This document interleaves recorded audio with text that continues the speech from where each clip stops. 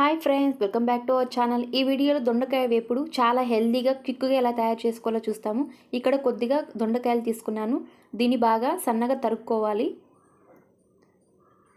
ఇలా కట్ చేసుకున్న దాన్ని ఒక ప్యాన్ తీసుకొని ఆయిల్ వేసుకొని అందులో కొద్దిగా సాసులు వేసుకోవాలి.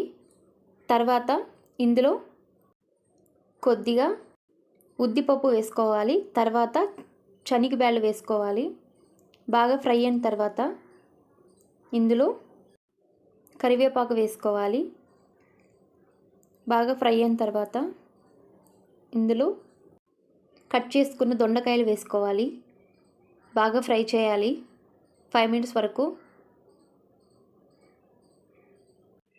ఈ దొండకాయల్లో ఆరోగ్య లక్షణాలు చాలా ఉన్నాయి. ఇందులో రిచ్ విటమిన్స్, ఐరన్, కాల్షియం అన్నీ ఉంటాయి. ముఖ్యంగా ఇది డయాబెటిక్ పేషెంట్స్ వాళ్ళకి చాలా మంచిది. ఇలా ఫ్రై చేసుకొని తినడం వల్ల, వీక్లీ 2 టైమ్స్ తినడం వల్ల పేగుల్లో పేరుకున్న మలం అంతా బయటకు వచ్చేస్తుంది. ఫ్రై అయిన తర్వాత ఇందులో కొద్దిగా సాల్ట్, కారం, ధనియా పౌడర్ వేసుకొని బాగా ఫ్రై చేసుకోవాలి. Just 2 minutes.